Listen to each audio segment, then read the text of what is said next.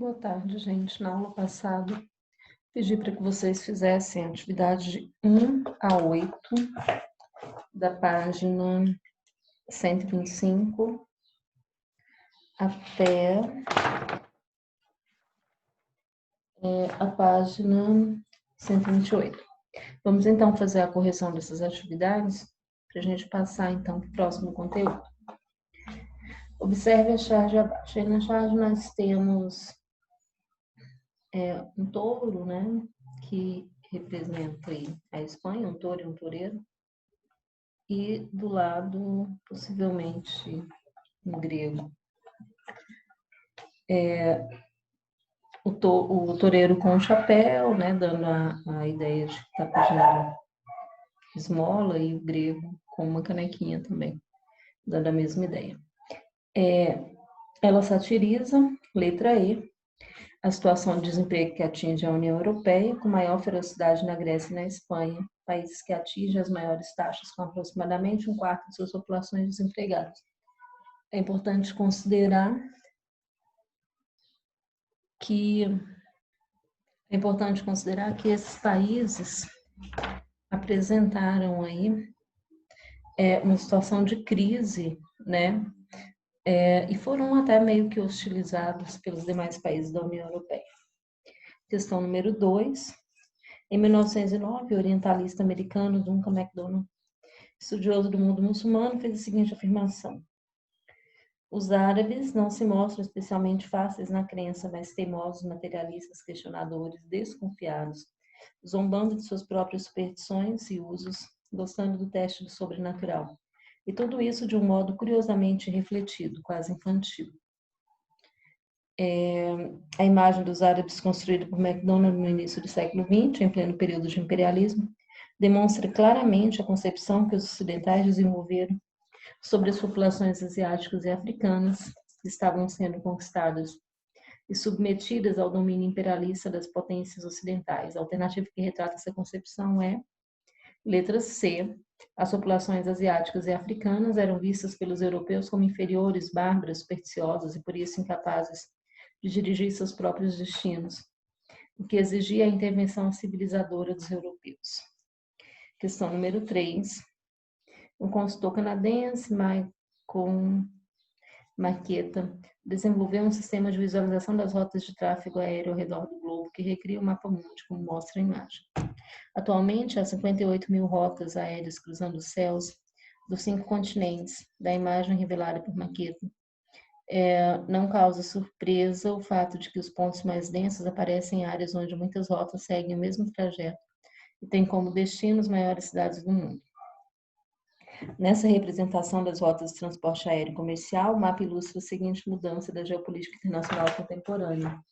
Letra C, a globalização dos países desenvolvidos.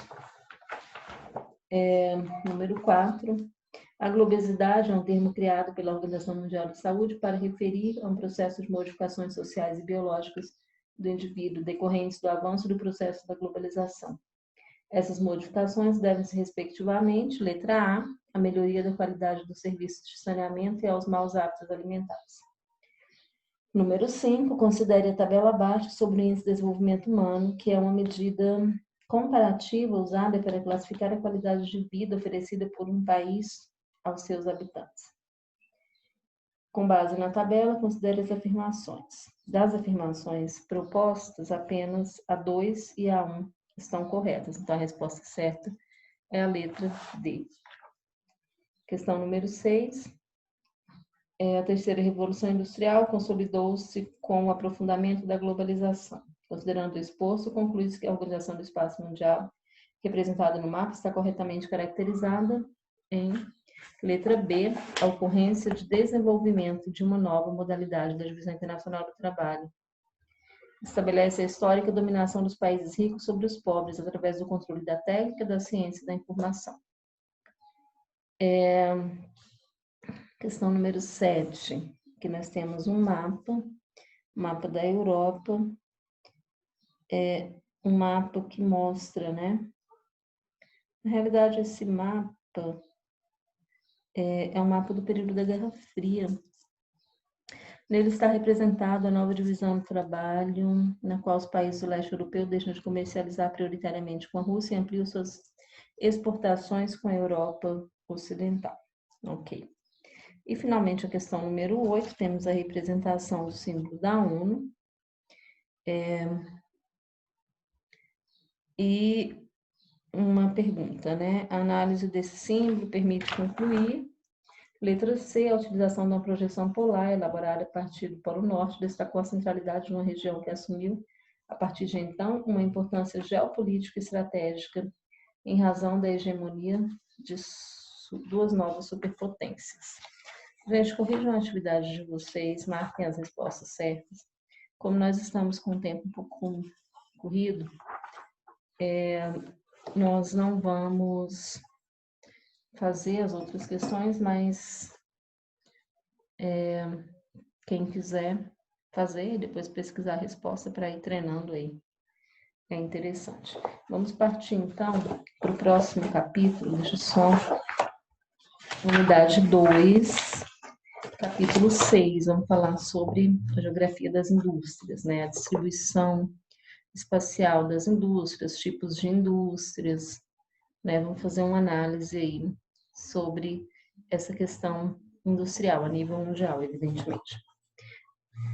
A atividade industrial ela é bastante importante, ela começa a ganhar vulto, evidentemente, com a Revolução Industrial.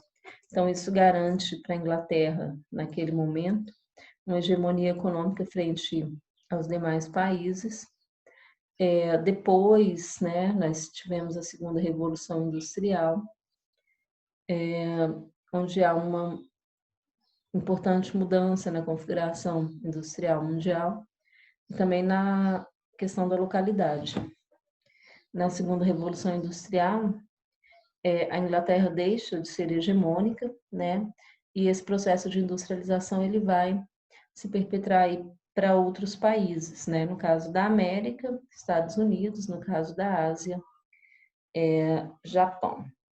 Os países industrializados, desde a primeira Revolução Industrial, são os países que hoje, de certa forma, acabam comandando aí a economia mundial. Então, o processo de industrialização ele é importante justamente por conta da consolidação econômica dos países que foram se industrializando durante o processo.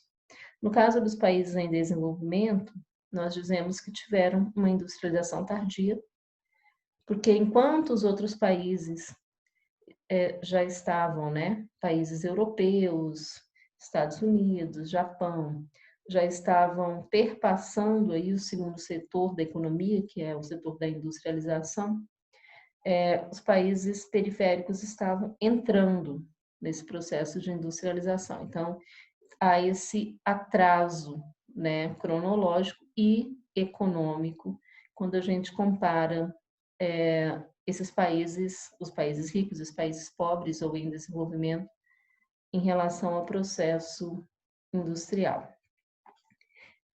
Eu vou pedir para que vocês deem uma lida, né, no texto da página 137 até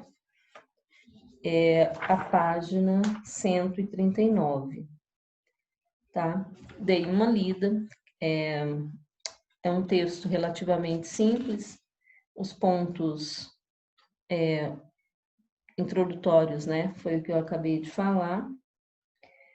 Nessas páginas vamos encontrar os países que têm a maior participação na produção industrial. Esses países, é claro, eles apresentam algumas vantagens econômicas e apresentam também, né,